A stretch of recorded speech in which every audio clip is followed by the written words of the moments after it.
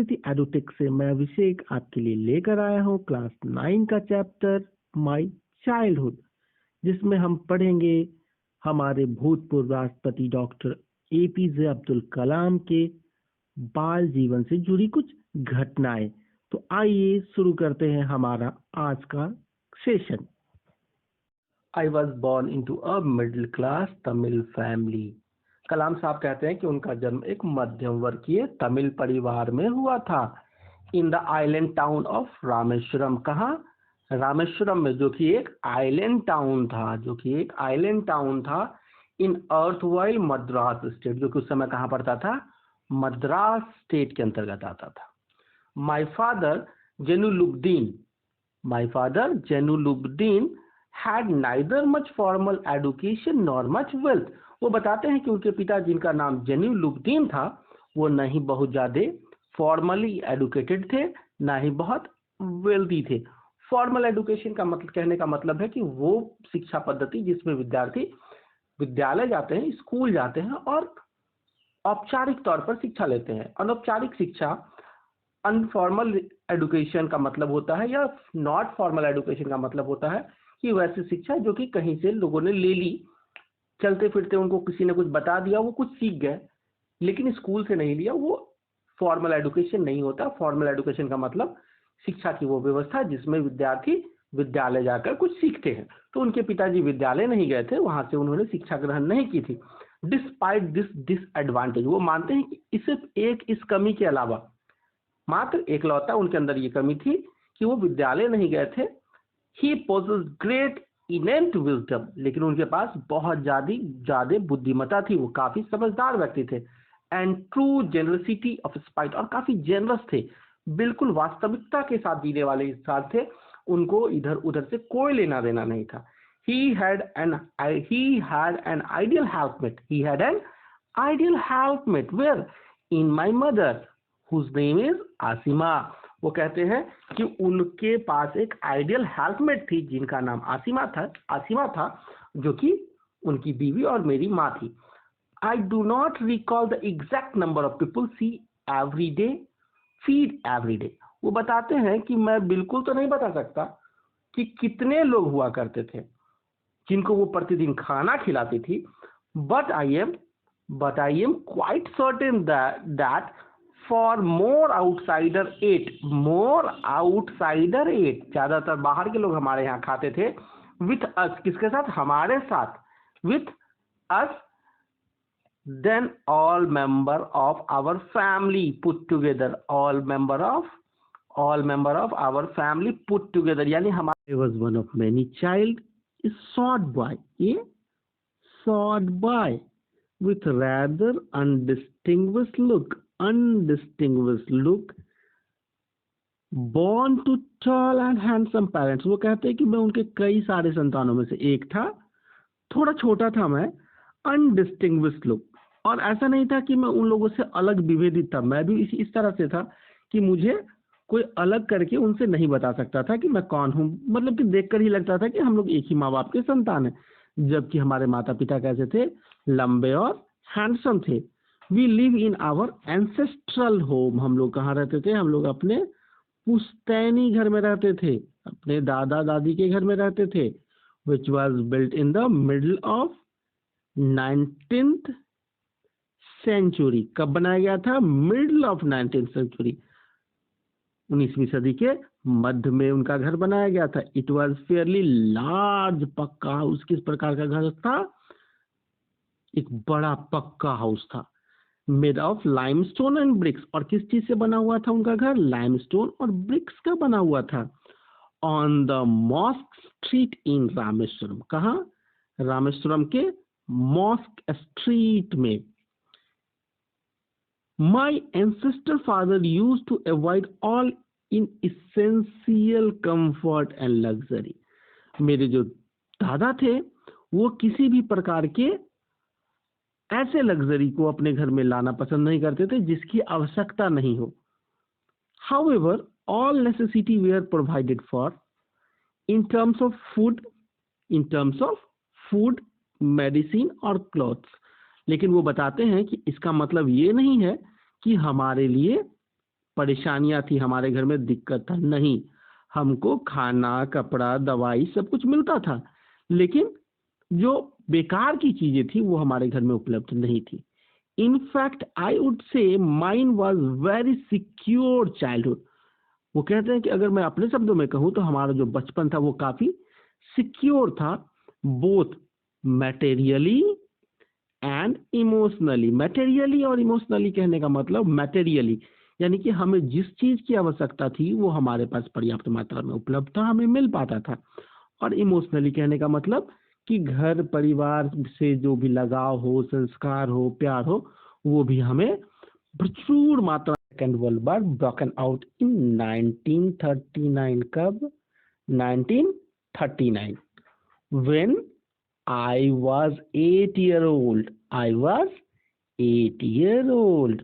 कलाम साहब कहते हैं कि द्वितीय विश्व युद्ध 1939 में शुरू हुआ, जब वो कितने साल के थे? सिर्फ और सिर्फ 8 साल के थे। For reason I have never been able to understand the sudden demand for tamarind seed, वो कहते हैं erupted in the market। वो कहते हैं कि मैं 8 साल का था, इसलिए मुझे समझ में नहीं आया अचानक से बाजार में इमली के बीज की मांग इतनी क्यों बढ़ गई। सेकेंड वर्ल्ड वॉर के समय में इमली के बीज की मांग बहुत तेजी से बढ़ गई थी। तो अब कहते हैं कि मुझे समझ में नहीं आया कि आखिर द्वितीय विश्व युद्ध के समय इमली के बीज की मांग इतनी क्यों बढ़ी।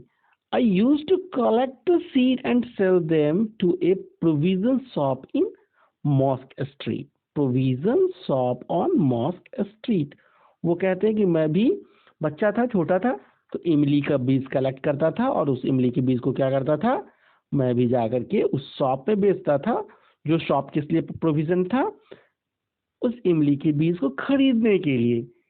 ए day collection would fetch me princely sum of 1 anna. वो बताते हैं कि दिन भर जो मैं कलेक्शन करता था और उस कलेक्शन से मुझको जो बीज बेच कर कितना पैसा आता था? 1 आना। आज 1 आना में कुछ होता है भाइयों? नहीं होता ना। लेकिन उस समय में उनके वो बीज बेच कर कितना मिलता था? 1 आना। माई ब्रदर इन लॉ, कौन?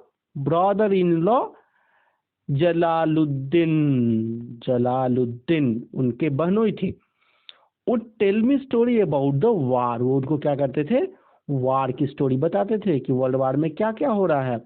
विच I would later attempt to trace in the headlines in Dinamani. Headlines in Dinamani. Dinamani वहाँ का एक न्यूज़पेपर था। वो कहते हैं कि जो हमारे बहनों हमको बताते थे कि युद्ध में ऐसा ऐसा हो रहा है, अगली सुबह मैं उन सारी चीजों को हेडलाइंस में ढूंढने की कोशिश करता था कि वो न्यूज़पेपर में कहाँ है। Our area being isolated was completely unaffected by the war। वो कहते हैं कि हमारा जो एरिया है वो आइसोलेटेड होने के कारण इस वार से, उस युद्ध से बिल्कुल आइसोलेट था। हम लोग को कोई फर्क नहीं पड़ रहा था, हम लोग के साथ कोई परेशानी नहीं थी। But soon India was force to join allied forces. लेकिन बहुत जल्दी भारत के लोगों को भी एलाइड फोर्स ज्वाइन करने के लिए दबाव डालना के ऊपर दबाव डाला जाने लगा। बार बार सरकार उनके ऊपर दबाव डाल रही थी कि आपको भी ज्वाइन करना होगा, आपको भी सेकेंड वर्ल्ड वार में जाना होगा। And something like a state of emergency was declared. Something like a state of emergency was declared कि इमरजेंसी जैसी ही कुछ हालात जो है उस समय अचानक से अनाउंस कर दिया गया। किसके द्वारा? गवर्नमेंट के द्वारा। The first casualty come in form of suspension of train halt at Rameswaram station. और इनके लिए सबसे ज्यादा परेशानी कब शुरू हुई? जब ट्रेन का ठहराव रोक दिया गया। कहाँ? Rameswaram station. The newspaper now had to be bundled and thrown out from the moving train on Rameshwaram road between Rameshwaram and Dhanushkodi. अब वो कहते हैं कि उस कारण से हमारे यहाँ ट्रेन रुकना बंद हो गया और इससे परेशानी क्या होने लगी कि जो अखबार है, जो न्यूज़पेपर है, उसको बंडल बनाकर सड़क पर फेंका जाने लगा ट्रेन से। ट्रेन जो वहां से गुजरती थी वो न्यूज़पेपर का बंडल बना करके उसे रामेश्वरम और धनुषकोडी स्टेशन के बीच में सड़क पर फेंक देती थी, लोग वहां से कलेक्ट करके जो हॉकर होते थे वो ले जाते थे। This force my cousin Shamsuddin, उनका एक चचेरा भाई था शमशुद्दीन, इस और वो क्या करता, तो वो न्यूज़पेपर डिस्ट्रीब्यूटर का काम, वो distributed newspaper in Rameswar to look for helping hands to catch the bundles. वो कहते हैं कि क्योंकि अब न्यूज़पेपर सीधे स्टेशन नहीं आ रहा था, उसे ट्रेन से सीधे रोड पर फेंका जा रहा था, तो इसलिए उनको अब एक हेल्पिंग हैंड की जरूरत थी जो कि उनकी मदद कर सके उस न्यूज़पेपर को कलेक्ट करने के लिए। एंड एज इफ नेचुरली, और वो काम कौन करने लगे, कलाम साहब करने लगे, जो ट्रेन से न्यूज़पेपर के बंडल को फेंका जाता था उसको कलेक्ट करने का। आई फिल्ड द स्लॉट, वो कहते हैं I filled the slot. I filled the slot कहने का मतलब कि ये जो कमी थी, जो उसकी रिक्वायरमेंट थी और उसको आदमी चाहिए था, वो मैंने पूरा किया। Shamsuddin helped me earn my first wage, और वो कहते हैं कि शमसुद्दीन ने मुझे मेरा पहला कमाई कमाने में मदद किया।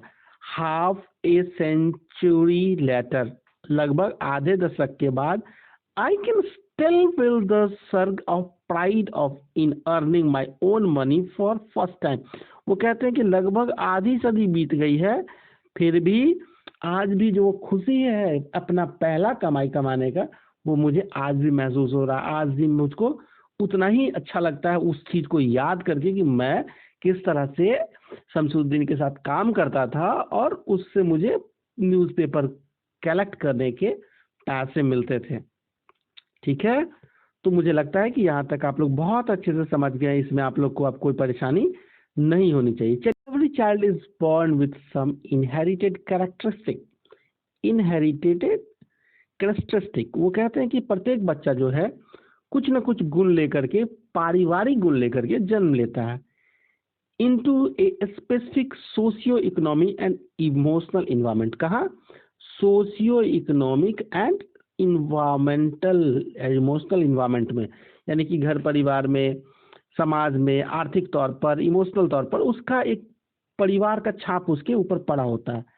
And trend in certain veg bye figure the authority, और वो अपने आप को उस हिसाब से कोरिलेट कर लेता है। आई inherited honesty and self discipline from my father. वो कहते हैं कि जैसे सब लोग को जेनेटिकली कुछ ना कुछ मिलता है, हमें क्या मिला अपने पिता से, ईमानदारी मिली, और क्या मिला, सेल्फ डिसिप्लिन, खुद को कैसे संभाल कर रखना, ये हमने अपने पिता से सीखा।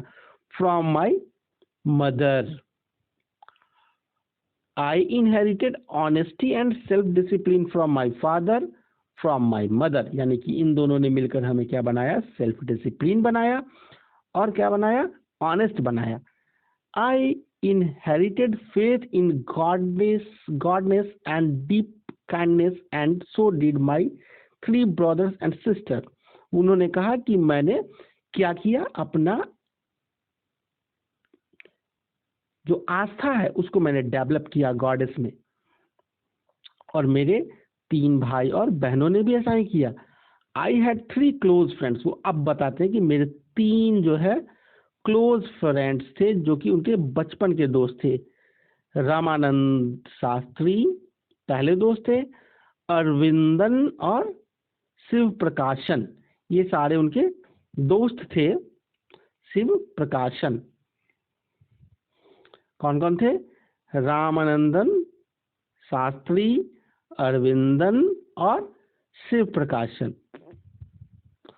All these boys were from orthodox Hindu Brahmin family. Orthodox कहने का मतलब कि बहुत ही ज्यादा पारंपरिक, बहुत कठोरता से मानने वाले, किसको, हिंदू ब्राह्मण, कट्टर हिंदू ब्राह्मण परिवार चाहते थे।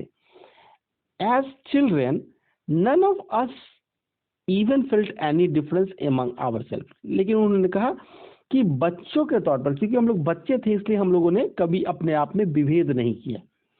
Because of our religion differences and upbringing, की किस आधार पे, अपने रिलीजियन के आधार पे हम लोगों ने कभी एक दूसरे को विभेदित नहीं किया।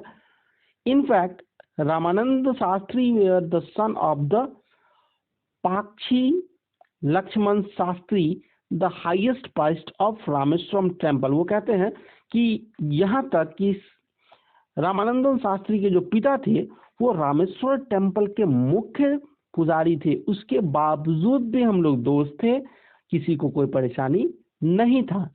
Letter he took over the priesthood of Rameswaram temple from his father. वो कहते हैं कि later he took over the priesthood यानी कि पंडितई कहाँ से मिली है, रामेश्वरम टेम्पल में वो पंडित बन गए और इसका चार्ज उन्होंने अपने पिता से। आगे देखते हैं क्या होता है। Aravindan went into business. कहाँ अरविंदन साहब क्या करने लगे, बिजनेस करने लगे। किस चीज का, arranging transport for visiting pilgrims के लिए ट्रांसपोर्ट अरेंज करने लगे, यानी कि उन्होंने ट्रांसपोर्ट का काम स्टार्ट कर दिया।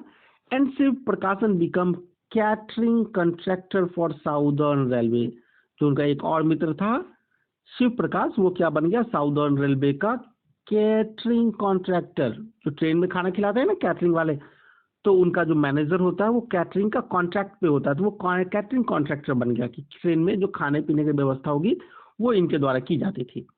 During the annual Shri Sitaram Kalyanam ceremony, Shri Sitaram Kalyanam ceremony, हर साल एक महोत्सव मनाया जाता था जिसका नाम था Shri Sitaram Kalyanam ceremony. Our family used to arrange boat.